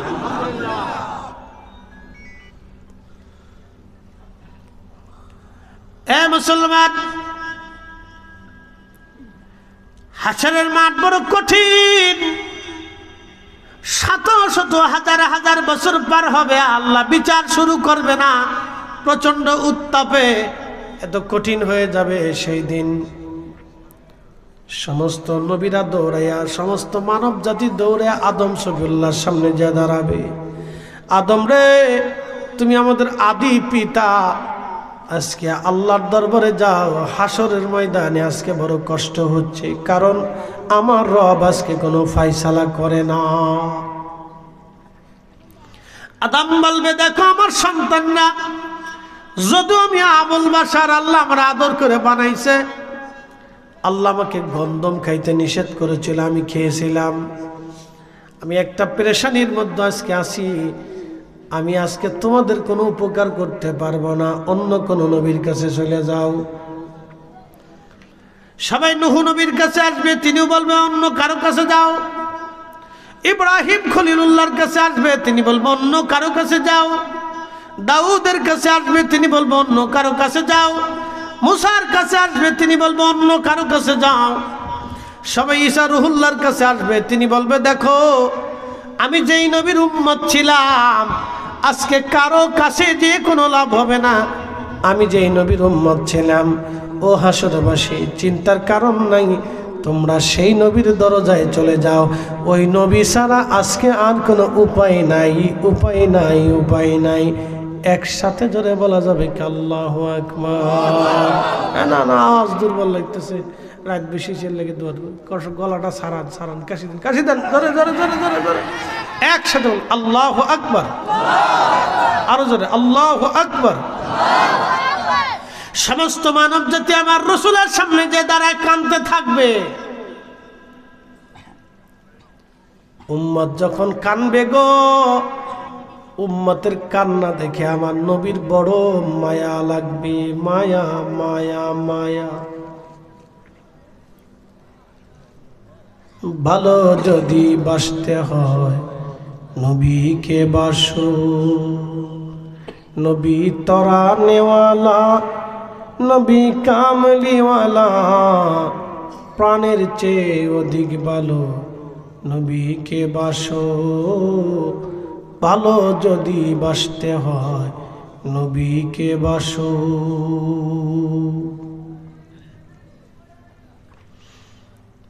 এ বাহুবলবাসী, সবাই সেই দিন রাসূলের সামনে দাঁড়ায় দাঁড়ায় কাঁদবে। আল্লাহ নবী বলবেন উম্মত কেন কাঁদো? বলি ইয়া রাসূলুল্লাহ, আল্লাহ বিচার শুরু করে না, কাহার হয়েছে আমার রব, রাগান্বিত। সৃষ্টির প্রতি আল্লাহ রাগ গুসমা হয়ে আছে। সমস্ত ফেরেশতারা সিজদার মধ্যে পড়ে থরথর করে কাঁপতেছে। ইয়া রাসূলুল্লাহ, আমরা পেরেশানির মধ্যে আছি, সূর্যের উত্তাপে কলিজা শুকায় গেছে, জিহ্বা বের হয়ে গেছে, হাসরের ময়দান আর সহ্য হয় না। নবী গো, আপনি দয়া করে আমাদের জন্য একটা ব্যবস্থা করেন। আল্লাহ নবী বলবেন হ্যাঁ ঠিক, আজকেই আমি তোমাদের জন্য আল্লাহর দরবারে যাচ্ছি, এই কাজের জন্য আমি উপযুক্ত। আল্লাহ নবী দৌড়াইয়া আরশে মুআল্লার সামনে যাইয়া আল্লাহর কুদরতি কদমে সেজদার মধ্যে পড়ে যাবে। কুদরতি কদমে সেজদার মধ্যে পড়ে যায় আল্লাহ নবী ডাক দেবে ইয়া রব হাবলি উম্মতি, ইয়া রব হাবলি উম্মতি।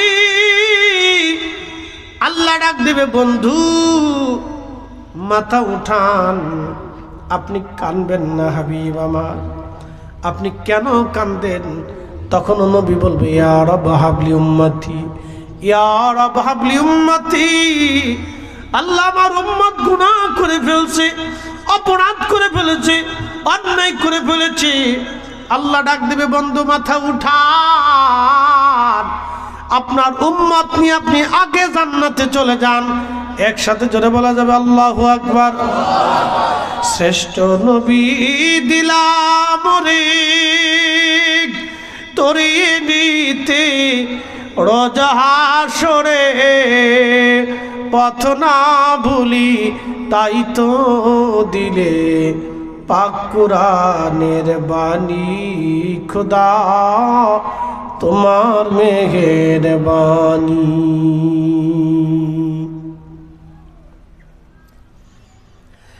আল্লাহ ডাক দিবে বন্ধু মাথা উঠান, সিজদায় পড়ে থাকার জন্য আজকে হাসর কায়েম করি নাই। বন্ধু আমি ওয়াদা করেছি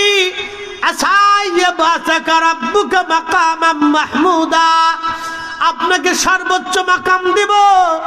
বন্ধু ওয়াদা করেছি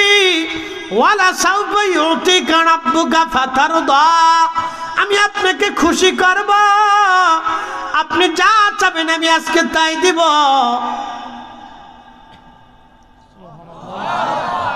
হয় না আর জোরে বন্ধু, আপনি যা চাবেন আমি আল্লাহ আজকে তাই দেব। আল্লাহ নবী বলবে আল্লাহ আমার একটা উম্মত জাহান্নামে থাকা অবস্থায় আমি নবী জান্নাতে যাব না।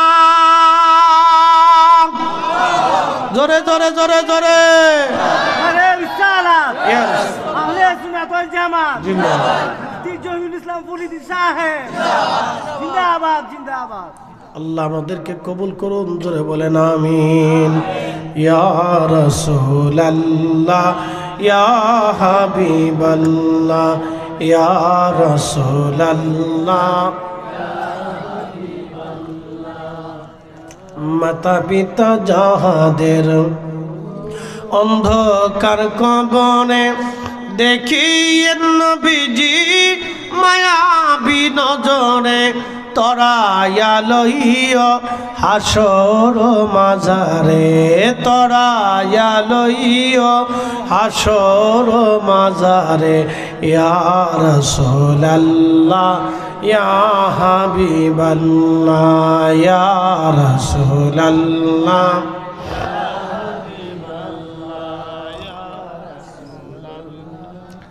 আল্লাহ এই হাসরের ময়দানে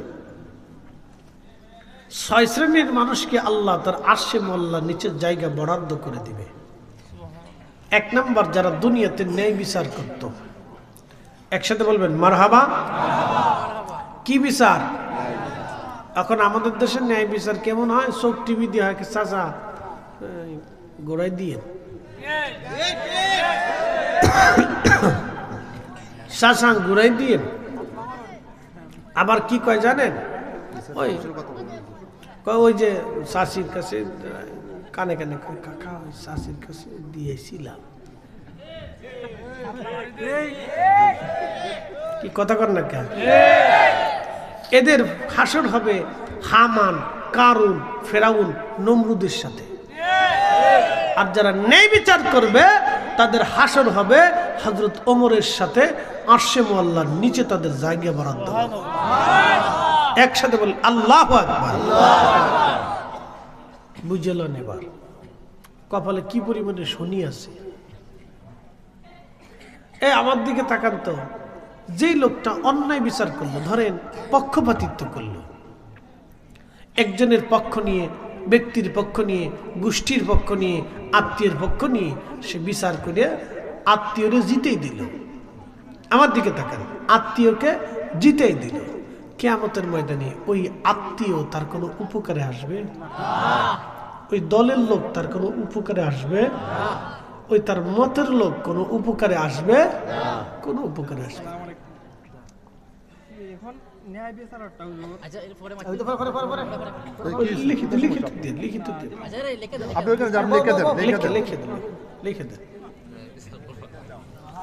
আল্লাহ আমাদেরকে বুঝার তৌফিক দিক বলে না আমি একসাথে বলি না আল্লাহু আকবার, না আরেকটু জোরে বলি আল্লাহু আকবার।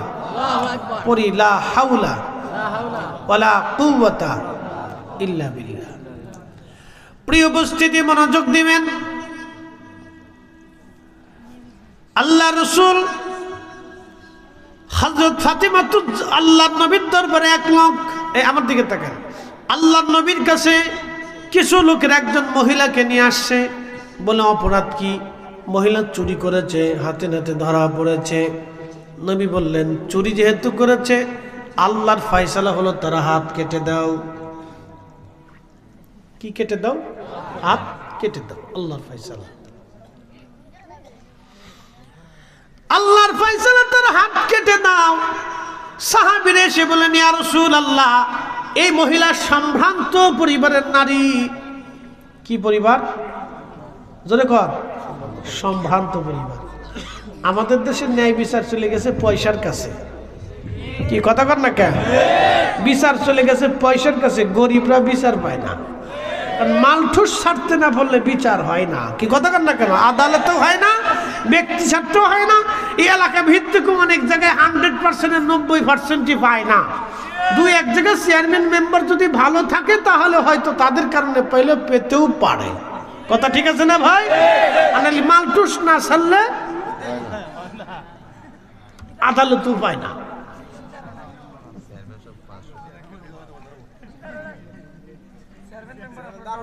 ফাঁসে আছেনি? ঠিক আছে, অসুবিধা নেই। এটা ভালো হইলে তাহলে আর কোনো অসুবিধা নেই। আলহামদুলিল্লাহ, জোরে কর না মারহাবা।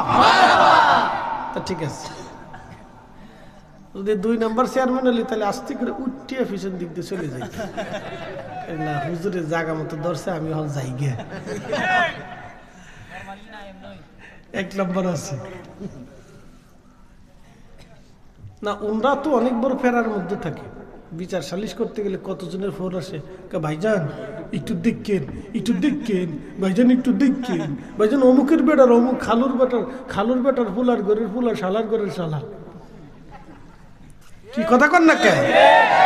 অমুকের শালার ভাই শালা, তার 14 গোষ্ঠীর শালা, আপনি একটু দেখেন, আমার আত্মীয় লাগে।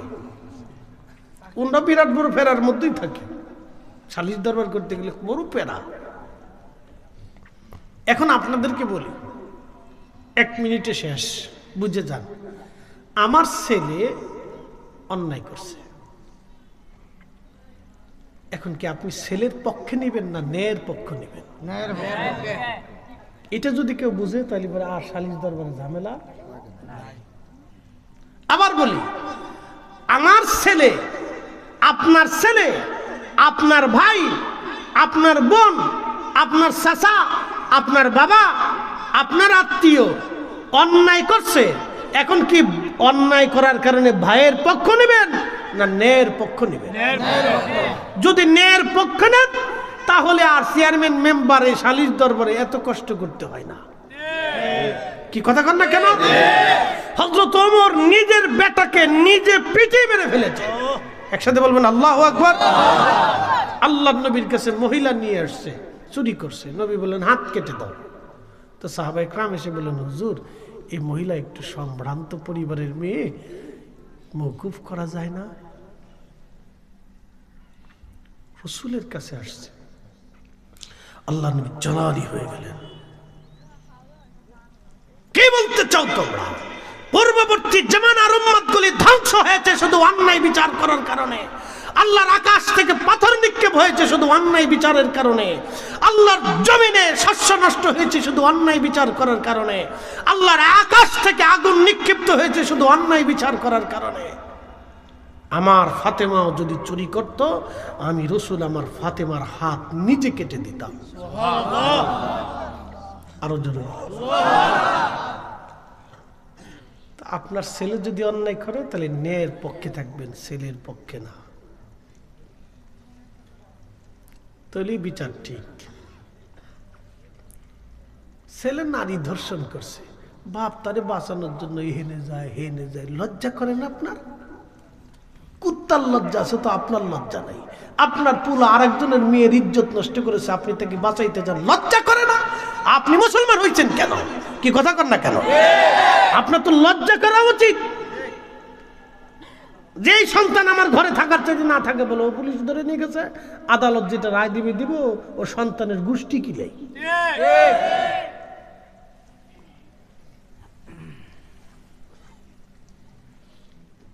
আল্লাহ আমাদেরকে বোঝার তৌফিক দিক। শোনেন, মালিক ইয়াউমিদ্দিন, হাসরের ময়দানে আল্লাহ অনেক বড় ইনসাফ ওলা বিচার ফয়সালা করে দিবে। উকিল মুক্তার ব্যারিস্টার কিচ্ছু সেই দিন লাগবে না, আল্লাহ ফয়সালা করে দেবে। আল-ইয়াওমা নাখতিমু আলা আফওয়াহিহিম ওয়া তুকাল্লিমুনা আইদিহিম ওয়া তাশহাদু আরজুলুহুম বিমা কানু ইয়াকসিবুন। অতএব দুনিয়ার হাসরের ময়দান থেকে যদি আল্লাহর রোশনাল থেকে বাঁচতে চান তো দুনিয়াতে ন্যায়ের পক্ষে থাকবেন।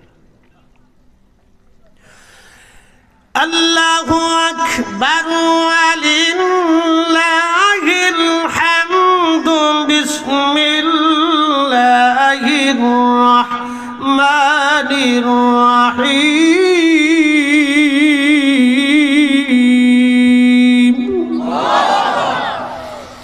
ইন্নাল্লাহা ইয়া'মুরু বিল আদলি ওয়াল ইহসান।